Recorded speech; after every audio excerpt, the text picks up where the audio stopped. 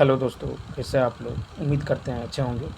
दोस्तों, इस वीडियो में language English and Hindi qualifying paper देखने वाले हैं। यह प्रीवियस ईयर पेपर है।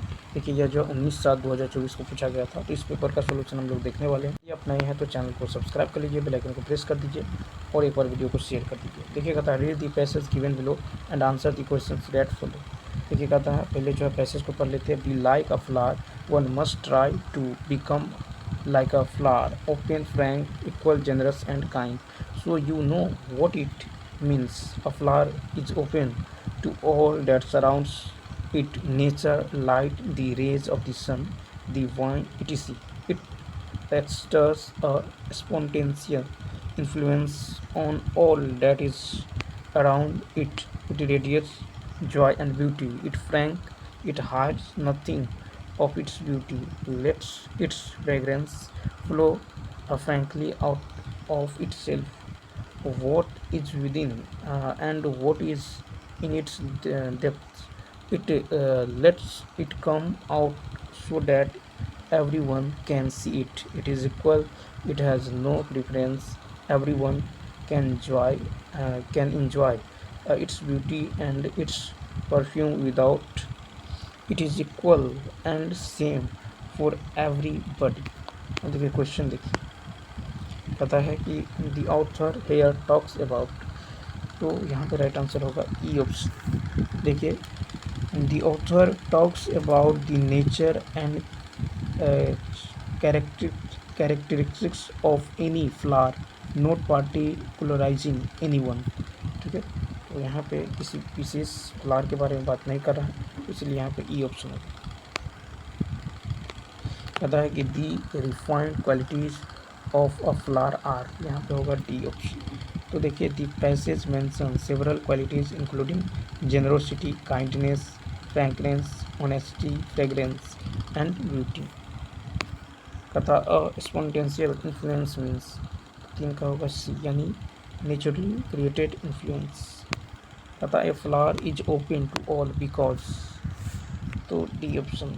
तो देखिए, इट रेडिएट्स जॉय, ठीक है, इट इन्फ्लुएंसेस ऑल और and it spreads it beauty to all, यानी दी, ठीक है, more than one of the above हो जाएगा। कहता है कि अ फ्लावर इज कंपेयर्ड, 5 का होगा A, with human beings. A flower is compared with human beings.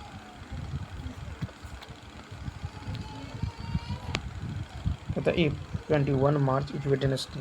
कहता है व्हाट विल बी 25 मार्च। तो देखिए, 21 को यदि वेडनेसडे है तो 25 को क्या होगा, तो 25 में से 21 घटा दीजिए, बचेगा कितना, 4। इसमें 4 जोड़ दीजिए, ठीक है। तो जैसे ही 4 जोड़ दीजिएगा आ जाएगा संडे। नेक्स्ट क्वेश्चन देखिए, कहता है fill in the blanks with suitable articles like a an the. कहता है dot dot good education is important, यहाँ पे हो जाएगा 7 का ए, सी ऑप्शन, यानी a good education is important. The saw dot dot elephant at the zoo, तो यहाँ पे हो जाएगा he saw an elephant at the zoo, ठीक है। तो ऑप्शन नंबर यहाँ पे ए ऑप्शन, 8 का ए, 9। देखिए, यहाँ पे अगर ध्यान से, कहता आदर्श व्यक्ति जो है सद्कर्मों में आस्था रखता है, इसी में वह अपने जीवन की सार्थकता समझता है। उनके जीवन का प्रत्येक क्षण सद्कर्म में ही व्यतीत होता है। विश्राम और विनोद के लिए उनके पास निश्चित समय रहता है। वह शेष समय समाज के उत्थान में लगाता है। उसके जीवन में आलस्य के लिए कोई स्थान नहीं होता, ठीक है। विपत्तियों में भी वह अपने चरित्र का सच्चा परिचय देता है और धैर्य रूपी कुदाल से वह बड़े बड़े संकट रूपी पर्वतों को निर्मूल कर देता है। उसकी कार्यकुशलता देखकर लोग आश्चर्य विमूढ़ हो जाते हैं। वह परिस्थितियों का दास नहीं होता, परिस्थितियाँ उसकी दास होती हैं।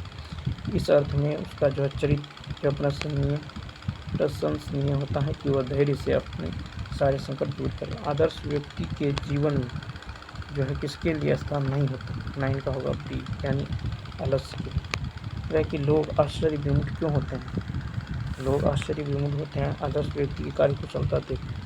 कहता किस अर्थ में आदर्श व्यक्ति का चरित्र प्रशंसनीय होता है, इसका होगा सी ऑप्शन, यानी वह धैर्य से संकट को दूर करता है। कहता आदर्श व्यक्ति किसमें आस्था रखता है, 12 का सी, सत्कर्म, ठीक है। आदर्श व्यक्ति किसमें आस्था रखता है? सत्कर्म। प्रस्तुत गद्यांश का उपयुक्त शीर्षक 13 का होगा बी, यानी आदर्श व्यक्ति। ठीक है। प्रस्तुत गद्यांश का उपयुक्त शीर्षक है आदर्श व्यक्ति। स्वस्थ और चरित्र एक दूसरे से घनिष्ठता के साथ जुड़े होते हैं। वही व्यक्ति स्वस्थ होता है जिसके चरित्र में आत्मसंयम हो। चारित्रिक दूषण व्यक्ति के पतन का कारण होता है। आत्मसंयम को चरित्र की सीढ़ी कहा गया है। इसी सीढ़ी के माध्यम से कोई व्यक्ति उत्तरोत्तर विकास की यात्रा तय करता है। व्यायाम को स्वास्थ्य का सहोदर कहा गया है। यही किसी व्यक्ति की काया और चित्त को निर्मल और निरुज बनाता है। चरित्र की रक्षा का अर्थ है काया और चित्त को विभिन्न दूषणों से मुक्त करना। पता है कि विभिन्न दूषणों से मुक्त होने का अर्थ क्या है? तो ए ऑप्शन, यानी चरित्र की रक्षा। स्वस्थ व्यक्ति का लक्षण है 15 का स्वस्थ व्यक्ति का लक्षण है आत्मसंयम। पता किसी व्यक्ति का विकास किस पर आश्रित है? किसी व्यक्ति का विकास आत्मसंयम। तो 17 है कि स्वस्थ का सहोदर है बी ऑप्शन, व्यायाम। व्यक्ति के पतन का कारण सी ऑप्शन, चारित्रिक दोष। विशेषण है 19 का ए, जीवन। ठीक है। विशेषण है जीवन, जीवनी, जीवंतता, संज्ञा शब्द। कथा कि शिव का पर्याय सी ऑप्शन, शशि शेखर। शिव का पर्याय शशि शेखर। महादेव, नीलकंठ, महाकाल, रुद्र। निर्जर का पर्याय है देव, सूर, अमर, अमृत। कंदर्प का पर्याय है मदन, मनोज। कथा शुद्ध शब्द है 21 का सी, अंधिकार। शुद्ध शब्द है अंधिकार। ठीक है। कथा अत्यधिक शब्द में कौन सी संधि है? तो अत्यधिक में ये है आपको स्वर संधि। तो अत्यधिक में यन स्वर संधि है। ठीक है। अत्यधिक यानी अति प्लस अधिक, अत्यधिक। स्वर संधि के 5 भेद है, दीर्घ, गुण, वृद्धि, यन, आयाति। ठीक है। नेक्स्ट देखिए, तथा आवश्यक में प्रत्यय हैं। आवश्यक अक प्रत्यय हैं। ठीक है। आवश्यक में अक प्रत्यय हैं। अवश्य प्लस अक, आवश्यक। श्याम सुंदर में समास है ए ऑप्शन, कर्मधारी। श्याम सुंदर में कर्मधारी समास है। कर्मधारी समास एक प्रकार का समास है जिसमें उपमान को उपमेय से जोड़ा जाता है। उपमान को उपमेय से। क्वेश्चन नंबर नेक्स्ट देखिए, भाववाचक संज्ञा है 25 का होगा बी ऑप्शन। तो बुढ़ापा, यौवन भाववाचक संज्ञा। भाववाचक संज्ञा जिस संज्ञा शब्द से पदार्थों की अवस्था, गुण, दोष, ठीक है, धर्म आदि का बोध हो, भाववाचक संज्ञा। अनुराग में कौन सा उपसर्ग है? अनु। तो अनुराग मूलतः संस्कृत का शब्द है, इसमें अनु उपसर्ग है और राग मूल शब्द है। कहता है कि शुद्ध वाक्य है 27 का होगा बी, यानी वह किताब लाया। ठीक है। और शुद्ध वाक्य होगा कि उसने ही कहा है। ठीक है। गाय का ताज़ा दूध पीना चाहिए। ठीक है। तो यहाँ पे 28 देखिए, अंगूठा दिखाना। मुहावरे का अर्थ क्या है? अंगूठा दिखाना यानी समय पर धोखा देना, बी ऑप्शन। ठीक है। तो अंगूठा दिखाना तो समय पर धोखा देना। नेक्स्ट है कि तत्सम शब्द है 29 का होगा बी, प्रकृति। तत्सम ऐसे शब्द हैं जिन्हें संस्कृत से बिना कोई रूप बदले ले लिया गया है। और सम्मुख का विपरीतार्थक होगा विमुख, ए ऑप्शन।